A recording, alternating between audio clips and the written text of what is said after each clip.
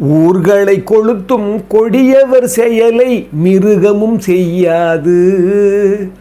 ஊர்களை கொளுத்தும் கொடியவர் செயலை மிருகமும் செய்யாது. ஏழை குடும்பங்கள் அழுது சிந்திய கண்ணீர் சும்மா போகாது. அடிக்கடி மாறும் மனிதர்கள் கூறும் அறிவுரை செல்லாது. அடிக்கடி மாறும் மனிதர்கள் கூறும் அறிவுரை செல்லாது. இங்கு அடைக்க வேண்டிய மனிதரை நினைத்தால் சிறையே கொள்ளாது. உண்மையின் சிரிப்பை ரசிக்கிறேன், அதில் உலகை மறந்து சிரிக்கிறேன். எது வந்தாலும் தாங்கிடும் இந்த இதயம் கலங்காது. அற்புதமானவர்களே, எல்லோரையும் வணங்குகிறேன். ஒரு முக்கியமான கட்டத்தில் நம்ம இருக்கிறோம். ஒரு தெளிவான தீர்ப்பை நோக்கி கேட்டுட்ருக்கிறோம். தர்மத்தின் தீர்ப்பு வரப்போகுது மே 4ஆம் தேதி. ஆனால் அதுக்கு முன்னால் பாருங்கள், புரட்சித் தலைவர் மக்கள் திலகம் எம்ஜிஆர் ஒரு அற்புதமான இந்த வாக்கியம், ஊர்களை கொளுத்தும் கொடியவர் செயலை மிருகமும் செய்யாது. இது உண்மையிலேயே அந்த நேரத்தில் அந்த காலத்தில் குடிசைகளெல்லாம் தீப்பத்தி எரியும், கொளுத்திடுவாங்க. ஏன்னா குடிசைகளை மாற்றணும், அந்த இடத்த ஆக்கிரமிக்கிறதுக்காக ஏழைகள் குடிசையெல்லாம் கொளுத்திடுவாங்க. அந்த மாதிரி ஒரு நேரம். அந்த நேரத்தில் சொல்கிறார், அப்போ எம்ஜிஆர் தான் ரொம்ப அதிகமாக அந்த மாதிரி நேரங்களுக்கு நிவாரண தொகையெல்லாம் அவர் தான் அதிகமாக கொடுப்பார். அந்த மாதிரி ஒரு சூழல் வரும்போது அது சொல்கிறாரு, ஊர்களை கொளுத்தும் கொடியவர் செயலை அந்த ஊர்களை கொளுத்துனா குடிசை கொளுத்துறது மட்டுமே இல்லைங்க. இன்றைக்கி அரசியலில் பொய்யா கொளுத்தி போடுறாங்க. ஊழலையும் லஞ்சத்தையும் நிர்வாகத்திறன் இல்லாத விஷயங்களையும் ஜாதி மத இன துவேஷங்களையும் கொளுத்தி போடுறாங்க. போட்டு என்ன பண்ணுறாங்க, மதத்தால் மதச்சார்பற்ற அணின்றாங்க. பேரே இங்கே ஒரு பேரை வச்சுக்கிட்டே, மதத்தினுடைய பேரை வச்சுக்கிட்டே மதச்சார்பற்ற அணின்றாங்க. அங்கே ஒரு உண்மையாக இருந்தால் கூட அவங்க என்ன சொல்கிறாங்க, இது சொல்லி திருப்பி பொய்யை சொல்லி கொளுத்துறாங்க. ஆனால் பாருங்கள், சொல்கிறார், ஊர்களை கொளுத்தும்னா வெறும் கொளுத்தது மட்டும் நினைக்காதீங்க. என்னென்னா இங்கே மறைக்கிறதுக்காக மொழியை பயன்படுத்துகிறாங்க. உடனே கேட்குறாங்க, இந்திய திணிக்கிறாங்க, அதை பண்ணுறாங்க, இதை பண்ணுறாங்க, டெல்லிக்கு தமிழ்நாடு தான் பகை. என்ன அநியாயம் தெரியுமா? இந்த ஊர்களை கொளுத்தும் கொடியவர் செயலை மிருகமும் செய்யாதுன்னு அது 2 அர்த்தம். ஏழை குடும்பங்கள் அழுது சிந்திய கண்ணீர் சும்மா போகாது. இன்றைக்கி எத்தனையோ குடும்பங்கள் தற்கொலை பண்ணிக்குது. எத்தனையோ பெண்கள் பாலியல் குற்றத்தில் மாட்டி தவிக்கிறாங்க. எத்தனையோ பாருங்கள், இப்போ கூட நம்ம தூத்துக்குடியில் பார்த்தோம், எவ்வளோ பிரச்சனை நம்ம இருந்துட்டு இருக்குது. ஆனால் பாருங்கள், அதையெல்லாம் விட்டுட்டாங்க. ஆனால் அவங்க கண்ணீர், ஏழைகள் அழுது சிந்திய கண்ணீர் சும்மா போகாது. இதுதான் நான் சொல்கிறேன். ஒரு அரசாங்கம்னா, ஒரு அரசுன்னா ஏழைகளுடைய அரசாக இருக்கணும். அதனால தான் திருப்பி எம்ஜிஆர் நான் பயன்படுத்துறதுக்கு காரணமே என்னன்னா, எம்ஜிஆருடைய ஏழை எளியவருடைய ஆட்சியை அப்படி கொண்டு வரணும். ஏழை சிந்திய கண்ணீர், ஏழை குடும்பங்கள் சிந்திய கண்ணீர் சும்மா போகாது. அடிக்கடி மாறும் மனிதர்கள் கூறும் அறிவுரை செல்லாது. இப்போ நம்ம பாருங்கள், இப்போ எடப்பாடி பழனிசாமி எடுத்துங்க, அதிமுகவில் அவர் ஒரு ஸ்டெபிலிட்டியாக இருக்கிறார். அவர் மேலே இணக்கம் இல்லாமல் இணக்கம் பண்ண முடியலன்னு அவர் நினைக்கிறாங்க, சொல்கிறாங்க, நிறைய பேர் சொல்கிறாங்க. அது ஒரு பார்வை. ஆனால் உண்மையிலே உட்பகை ரொம்ப மோசமானது. அதை சொல்கிறதுக்கு தான் நான் இப்போ இந்த பதிவை நான் பயன்படுத்துகிறேன். பாருங்கள், அடிக்கடி மாறும் மனிதர்கள் கூறும் அறிவுரை செல்லாது. பாருங்கள், அரசியல் எத்தனை கேவலம் பாருங்கள். இன்றைக்கி ஆளுங்கட்சியாக இருக்கிற அந்த கட்சியில் எத்தனை, கிட்டத்தட்ட 3இல் 1 பகுதி இங்கிருந்து போனவங்க தான், இந்த அடிக்கடி மாறுறவங்க தான். இது எப்போவுமே உண்டு. ஆனால் அவங்க கூறுற அறிவுரை செல்லாது. இப்போ பாருங்கள், பன்னீர்செல்வம் போயிட்டார். அதே போல் அது மூலம் செங்கோட்டையன் போயிட்டார். இப்போ பாருங்கள், இவங்க உட்பகையாக இருந்தவங்க. ஏன்னா அது எப்படி புரிஞ்சிக்க முடியும் அப்படின்னா, இவங்க உண்மையிலேயே அந்த விசுவாசம் கட்சிக்கு இருந்ததுன்னா அமைதியாக இருந்திருக்கணும். இல்லைன்னா என் தேவையில்லை, உண்மை இல்லை, எனக்கு தேவையில்லை, என் கட்சி தான் பெருசு, என்னுடைய கொள்கை தான் பெருசு, என்னுடைய விசுவாசம் தான் பெருசுன்னா அப்படி தான் இருந்திருக்கணும். ஆனால் பாருங்கள், அவங்க ஏற்கனவே அந்த ஆளுங்கட்சியை கூட்டு வச்சவங்க. திரு செங்கோட்டையன் மேலே பெரிய மதிப்பு இருந்தது, பெரிய அனுபவஸ்தன்னு சொல்லி அவர் என்ன பண்ணியிருக்கணும்? திடீர்னு ஏன் கலகம் பண்ணுறீங்க? நாம் தான் ஒரு பிள்ளையாரை பிடிச்சி வைக்கிறோம் சாணத்தில், ஆனால் அதை நம்ம வணங்கலையா? ஒரு கட்சிக்கு ஒரு தலைவன் வந்துட்டு பிறகு தலைமை மீறி செயல்பட முடியாது. அது தவறானது. அந்த உட்பகை என்ன சொல்லுவாங்கன்னா, 89வது அதிகாரம் உட்பகையில் 2 அற்புதமான குறள், ரொம்ப முக்கியமான குறள். அதில் ஒரு குறள் சொல்லுவார், வாழ்போல் பகைவரை அஞ்சற்க அஞ்சுக கேள் போல் பகைவர் தொடர்புன்றார். கேள் போலன்னா உறவாடியே கெடுப்பாங்க, கூட இருந்தே கெடுப்பாங்க. கேள்னா உறவு. வாழ்போல் பகைவர், ஒரு கத்தி மாறி இருக்கான் பாருங்க, அந்த பையன் கூட நீ வந்து அவனை பற்றி நீ பயப்பட தேவையில்லை, ஆனால் இவனை நீ பயப்படணுன்றார். அதில் கடைசி குரலை சொல்லுவார், ரொம்ப அற்புதமான குரல். உடம்பாடு இல்லாதவர் வாழ்க்கை குடங்கருள் பாம்போடு உடன் உறைந்தற்றுன்றார். என்ன அர்த்தம் தெரியுமா? ஒரு சின்ன குடிசைக்குள்ள ஒரு பாம்பை விட்டுக்கிட்டு தூங்குற மாதிரிடான்றார். அப்போ என்ன அர்த்தம்? உட்பகைன்னு சொன்னாவே என்னன்னா, உள்ள மட்டும் பகை இல்லை, உன் பகைவனுக்கே அஞ்சாம் பட வேலை பார்க்குறவன், உன் பகைவனுக்கே உளவு சொல்கிறவன். ஒரு ஓபிஎஸ் மேலே எவ்வளோ மரியாதை, எத்தனை வழக்கு போட்டார், எத்தனை பிரச்சனை பண்ணார். ஆனால் அவர் போய் அந்த ஜானகி அம்மாவுடைய சொத்தை தன்னுடைய கட்சிக்காக, தன்னுடைய பொது சேவைக்காக கொடுத்து போன அந்த அந்த அந்த பில்டிங்கை போய் நீ உதைக்கலாமா, அடிக்கலாமா? அன்றைக்கி அடித்து அந்த சாவி எடுத்து போனீங்களே, யாருடைய அதிகாரத்தில் நீங்கள் எடுத்து போனீங்க? உங்களுக்கு அந்த ஆளுங்கட்சியினுடைய பின்புலத்தில் இருக்குன்னு சொல்லி தான் நீங்கள் எடுத்து போனீங்க. அதெல்லாம் மறந்துடுவாங்களா? அப்போ அது உட்பகை இல்லையா? நல்லா கவனிங்க. அதற்கான கூலி கிடைக்க போகுது உங்களுக்கு. தர்மம் என்றைக்குமே சிதையாதுங்க. தர்மம் சாயிற மாதிரி இருக்கும். எடப்பாடியை நம்பி அதிமுக இல்லை. நான் இன்றைக்கும் சொல்கிறேன், ஜெயலலிதா நம்பி அதிமுக வந்ததில்லை. ஜெயலலிதாவில் ஒரு அழியாமல் பாதுகாக்கப்பட்டது. ஆனால் அதோடைய ஆணி வேர் எம்ஜிஆர். ஞாபகம் வச்சுக்கோங்க. அந்த தர்மம் என்றைக்குமே சாகாது. அது சத்தியங்க, அது சத்தியம். பாருங்கள், நான் இந்த உட்பகையை சொல்கிறேன். அந்த உட்பகை இப்போ இவங்கெல்லாம் இப்படி இருக்கும்போது அதை நம்ம நீக்கும் போது நம்ம வருத்தமாக தான் இருந்தது. ஆனால் உண்மை என்ன? உண்மை இப்போ எங்கே போய் சேர்ந்தாங்க அவங்கெல்லாம்? பாருங்கள், யோசிச்சு பாருங்கள். அப்படியே ஆப்போசிட்டாக போனோம். வருமா? வாயில் வருமா? உங்களை யார் உருவாக்குனாங்க? எங்கே இருந்தீங்க நீங்கள்? அப்போ என்ன? அப்போ எடப்பாடியுடைய ஸ்டாண்டர்ட்ஸ் சரியாக இருக்குன்னு தோணுதில்லை உங்களுக்கு? அவங்கள மாதிரி வல்லமை இல்லாதவர் எடப்பாடி. ஒரு முகவசீகரம் இல்லாதவர், ஒரு பேச்சு திறமை இல்லாதவர், அதே சமயத்தில் ஒரு ஜெயலலிதா மாதிரி ஆளுமை இல்லாதவர், எம்ஜிஆர் மாதிரி எல்லாம் ஈடுபடுத்தி சொல்ல முடியாது. ஆனால் அவருக்குள்ள ஒரு கெப்பாசிட்டியை வச்சுக்கிட்டு ஒரு சாமானியவனா, சனி மனிதனாக போராடி தான் இருந்தார் ஒரு 4 வருஷம்.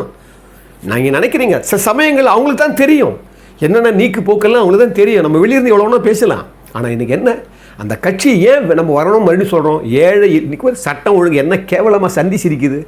எந்த பெண்களுக்கு இன்றைக்கி வந்து பாதுகாப்பு இருக்குது? மனிதர்களுக்கு பாதுகாப்பு இருக்குதா? ரோட்டில் இருந்தால் நம்ம சீவிட்டு போகிறான். எல்லா கடையும் போதையில் இருக்குது. எல்லாம் கஞ்சான்றான், போதைன்றான். எங்கே பார்த்தாலும் மலிந்து போச்சு கொலைகள், எங்கே பார்த்தாலும் தற்கொலை, எங்கே பார்த்தாலும் இப்படி இருக்கும்போது எப்படியாவது இந்த இந்த இந்த ஆட்சி சரின்னு சொல்ல முடியும்? நாம ஒரு திருப்பரங்குன்றத்தில் ஒரு நீதிபதிக்கே ஒரு பாதுகாப்பு இல்லை. என்ன மோசமாக நடந்தீங்க நீங்கள்? இதெல்லாம் கொண்டு வரணும் நம்ம. அதுதான் சொல்ல அந்த 5ஆம் படை. ஏன் இந்த 5ஆம் படை நான் சொன்னேன்னா, மக்கள் திலகம் எம்ஜிஆர் அவர்கள் இது அவருக்கே ஏற்பட்டது இந்த நிலைமை. 1965 63வது காமராஜர் பிறந்த நாளில் பெரியார் திடல் எக்மோரில் அவர் வந்து பேசுகிறார். என்னுடைய தலைவர் காமராஜர், என்னுடைய வழிகாட்டி அண்ணா துரை அப்படின்னு சொல்லி அவர் சொல்லும்போது அதுக்கு ஏகப்பட்ட எதிர்ப்பு வந்து வலுத்து போய் 5ஆம் படை பிரமுகர் ஒருத்தர் வந்து எம்ஜிஆரை வந்து ஆப்போசிட்டாக அறிக்கை விடுறார். யார் அறிக்கை விட்டால் 5ஆம் படை பிரமுகர், அதாவது அப்படியே ஒரு தலைப்பு போட்டு அப்போ தமிழ் செய்தின்னு ஒரு அதில் வருது. அதில் பாருங்கள், அது எம்ஜிஆர் சொல்கிறாரு. அது எங்கே சொல்கிறான்னு சொன்ன பாருங்கள், ஊர்களை கொடுத்தோம்னு. அப்போ கிருஷ்ணாம்பேட்டையில் குடிசை கொடுத்துட்றாங்க. 17ஆம் தேதி 8வது மாதம் 1965 எம்ஜிஆருக்கு அந்த கொளுத்துன அந்த குடிசைக்கு நிவாரணம் கொடுக்குறாரு எம்ஜிஆர். அதற்காகவே பாராட்டு விழா செய்த எம்ஜிஆர் கொடுக்குறாங்க. அப்போ அந்த விழாவில் எவ்வளவு ஒரு தலைவன் நான் என்ன குற்றம் செய்தேன்னு சொல்லி அங்கே ஒரு அற்புதமான ஒரு தன்னிலை விளக்கம் கொடுக்குறாரு. அதை சொல்கிறேன் நான். ஏன்னா அன்னைக்கும் பாருங்கள், எம்ஜிஆர் வந்து அவர் காமராஜர் தன்னுடைய தலைவர்னு சொன்ன உடனே ஆப்போசிட்டாக அறிக்கை விடுறாங்க. பொதுக்குழுவில் அவர் மேலே நடவடிக்கை எடுக்கணும்னு ஒரு பேரே இல்லாமல் ஒரு அறிக்கை வருது. அது மட்டும் இல்லை, அவர் எப்படி காமராஜ் சொல்லலாம், அவர் எப்படி வந்து செய்யலாம், அவர் எப்படி வந்து காங்கிரஸுக்கே போயிட வேண்டியது தானே. அப்போ கழகத்தில் என்ன வேலை? இது யார்? மதுரை முத்து பகிரங்கமாக சொல்கிறாரு. இங்கே பாருங்கள், திரு கருணாநிதி தான் அப்படி பண்ணாருன்னு சொல்லி அன்றைக்கி நான் சொல்கிறேன், அந்த நிகழ்ச்சி சொல்கிறேன் பாருங்கள். அப்போ எம்ஜிஆர் சொல்கிறாரு, பாராட்டு விழான்னு அந்த விழா நடக்குது. எம்ஜிஆர் சொல்கிறாரு, ராமச்சந்திரனை வந்து கட்சியை விட்டு நீக்கணும், அவன் நடவடிக்கை எடுக்கணும்னு சொல்லி 65 பாருங்கள் சொல்லி ஒரு பிரமுகர் வந்து விட்டுருக்கிறாரு, ஒரு அறிக்கை விட்டுருக்கிறார். அந்த பிரமுகர் யார்? அந்த 5ஆம் படை பிரமுகர் யார்? அப்போ தன்னுடைய பெயரை கூட சொல்ல முடியாமல் இருக்குதுன்னா அந்த திமுக கழகத்தில் இப்படிப்பட்ட ஒரு கேவலமாக ஒரு பிரமுகரா? அப்போ இது அப்படிப்பட்டது தானே இந்த திமுக கழகம்? அப்போ நான் என்ன குற்றம் செஞ்சேன்? அவர் சொல்கிறாரு, நான் காமராஜரை விட்டு வந்தேனே தவிர, நான் வந்திருக்கேனே தவிர, நான் அவர் அங்கே தான் நான் இருந்தேன், அங்கே தான் நான் வந்திருக்கிறேன். காமராஜர் தனிப்பட்ட முறையில் அவர் குணங்களை பாராட்டுறது தப்பா? ஒரு கட்சியை பாராட்டினா தான் தப்பு. அவருக்கு தனிப்பட்ட குணம், அவர் எப்படிப்பட்டவர் சொல்கிறாரு. சந்தனக்கட்டையே ஒரு எடுத்துக்காட்டாக சொல்கிறாங்க. சந்தனக்கட்டை கூட தேஞ்சு போயிடும். ஆனால் நான் சொல்கிறேன், அவர் உதயசூரியன் அப்படின்றார். காமராஜர் உதயசூரியன். ஏன்னா உதயசூரியன் தோற்றம் எப்படி இருக்குது, மறைவதாகவும் எழும்புறதாகவும் இருக்குது. ஆனால் உண்மையாக சொல்லப்போனால் எப்பவுமே அது நிலையாக இருக்குது. அதை போன்றவர் காமராஜர். தன்னுடைய தாய்க்கு நோயாக இருந்தால் கூட 5 நிமிஷம் 10 நிமிஷம் தான் பார்க்குறாரு. ஆனால் தன் தாயை ஈன்ற இந்த தாய் நாட்டுக்காக முழு கவனமும் முழு பொழுதும் அவர் செலுத்துறாரு. அப்போ அப்படிப்பட்டவர் தானே தலைவர். இது ஒரு அண்ணாவிடம் பகுத்தறிவு உள்ளவனாக, பண்புள்ளவனாக நான் வளர்ந்தவன். அண்ணாவுடைய உண்மையான தம்பி இப்படித்தான் பேசுவான், அவருடைய உண்மையான தொண்டை இப்படித்தான் பேசுவான்னு ஒரு பெரிய ஒரு பட்டியலை எங்கே அந்த விழா மேடையே சொல்கிறாரு. விழா மேடை சொல்லிட்டு சொல்கிறாரு, இது எனக்கு கிடைச்ச பாராட்டு விடமா தெரியல. இது என்ன நடக்குதுன்னா, நான் ஏதோ தவறு செஞ்சது போலவும் ஏதாவது சொல்லிட்டாரு பார்த்தீங்களா தலைவர்னு சொல்லி. அப்போ பார்த்தீங்கன்னா உண்மையிலேயே என் கடமை ரிலீஸுக்கெல்லாம் பெரிய திமுக கழக தூண்டப்பட்டு கலகம் பண்ணி எம்ஜிஆருடைய படத்தை பார்க்கக்கூடாதுன்னு ரொம்ப மறிச்சிருக்கிறாங்க. அதெல்லாம் நான் சொல்லியிருக்கேன் ஏற்கனவே கூட. பாருங்கள், அதெல்லாம் சொல்கிறாரு. என்னை தூண்டப்பட்டு நான் எனக்கு என்னமோ இது பாராட்டு விடமா தெரியல, இது நான் செஞ்ச ஏதோ தகாத தப்பை நான் செஞ்சிட்ட மாதிரியும் அதை பூசி மெழுகிறதுக்காகவே இவங்கெல்லாம் என்னை ஒரு அறிமுக கூட்டம் போட்டு நடத்துகிறாங்க. எனக்கு ரொம்ப வேதனையே இருந்தது. எவ்வளோ பாருங்கள், தலைவன் 1965 அந்த பிரமுக 5ஆம் படை பிரமுகர் யாராக இருக்கணும்னு சொல்கிறது கருணாநிதியாக இருக்கின்றத பின்னாலே தெரிய வருது அந்த அறிக்கையிலேயே. பார்த்தீங்கன்னா அவர் என்ன சொல்கிறாரு, நான் என்னவோ செய்யத்தகாத காரியம் செஞ்ச மாதிரியும் அதுக்காக என்னை இங்கே அறிவுப்படுத்தி நான் தப்பு பண்ணலைன்னு சொல்கிற மாதிரி வேதனையாக இருக்குது. இது எனக்கு பாராட்டு விழா கிடையாது. உதாரணத்துக்கு ஈரோடை சேர்ந்த சின்னசாமின்னு ஒருத்தர் எனக்கு முன்னால் பேசினார். அவர் யாரான்னா, நான் தான் அவர் கழகத்துக்கு அறிவுப்படுத்தினேன், அவரே என்னுடைய செயல்களை பாராட்டி பேசுகிற மாதிரி பேசுகிறாரு. எனக்கு எவ்வளோ பெரிய வேதனையாக இருக்குது தெரியுமா? ஏன் காரணம்னா, 10 வருடமாக இந்த கழகத்துக்கு பாடுபட்ட இந்த ராமச்சந்திரனுக்கு இப்படிப்பட்ட ஒரு அவல நிலையான யோசனை பண்ண தோணும். ரொம்ப வேதனையாக வெதும்பி சொல்கிறாரு. சொல்லிட்டு அப்படியே வராரு. இங்கே ஒரு காமராஜர் நான் பாராட்டுறதுல என்ன தப்பு இருக்கும், காமராஜர் வணங்கத்தக்கவர்னு சொல்கிறார். அது பார்த்தீங்கன்னா அந்த நேரத்தில் காமராஜர் கூட மேடையில் இல்லை, சால்வெல்லாம் கொண்டு போகிறாரு. அப்படிப்பட்டவருக்கு தானே மாலை போடணும். அப்போ பாருங்கள் எவ்வளோ ஒரு உயர்ந்த இதெல்லாம் எத்தனை பேருக்கு வரும். நான் ஏன் இந்த 5ஆம் படைன்னு சொல்கிறேன்னு சொன்னால், இப்போ பாருங்கள் இன்றைக்கி இருக்கிற அதிமுகவில் 5ஆம் படைகளெல்லாம் கழிஞ்சிருக்கு. ஆனால் 5ஆம் படைகள் கழிஞ்சிருந்தால் கூட அந்த அந்த பக்கத்தில் எப்படி எம்ஜிஆர் வேதனைப்பட்டாரோ அப்படிப்பட்ட ஒரு வேதனை தான் இன்றைக்கும் கழகத்தில் இருக்குது. அவர் பாருங்கள் அது சொல்லிட்டு சொல்கிறாரு, ஒரு மதுரையில் ஒரு கூட்டத்தில் நான் பேரறிஞர் அண்ணாவை அன்பானவர், ஆதரவானவர், அவர் மட்டும்தான் இங்கே எங்களுக்கு ஆதரவாக இருக்கிறான்னு சொன்னேன். சொல்லி பேசிட்டு உட்கார்ந்த உடனே கருணாநிதி அவர்கள் சொல்கிறாரு, அப்போ நாங்கள்லாம் உங்களுக்கு அன்பானவங்க இல்லையான்னு. அப்போ நான் அவர்கிட்ட சொன்னேன், மனிதருங்கிற அளவில் நீங்கள் எல்லாம் அன்பு காட்டுறீங்க, ஆனால் ஒரு தவறு செஞ்சால் அவ்வளோதான் நீங்கள்லாம் ஆத்திரப்படுறீங்க. ஆனால் பேரறிஞர் அண்ணா மட்டும்தான் நாங்கள் தப்பு பண்ணால் கூட ஒரு தெய்வீக குணத்தோட தெய்வ பண்போடு தான் எங்களெல்லாம் ஆதரித்து அரவணைக்கிறாரு. அதனால தான் அப்படி சொன்னேன். நல்லா கவனிங்க. சொல்லிட்டு கீழே சொல்கிறாரு, இந்த என்னை பற்றி அறிக்கை விட்டார் அந்த பிரமுகர் யார் அப்படின்னு நாவலர்கிட்ட கேட்டேன், மதிக்கிட்ட கேட்டேன், மதின்றது மதியழகன் கேட்டேன், யாருமே தெரியாதுன்னு சொல்லிட்டாங்க. அதான் பிராக்கெட்டில் போடப்பட்டிருக்குது அந்த தமிழ் செய்தியில். கருணாநிதியை கேட்டதாக அவர் சொல்லலை. அப்போ யாருன்னா அந்த அறிக்கையை விட்டதே கருணாநிதியாக இருக்கலாம்.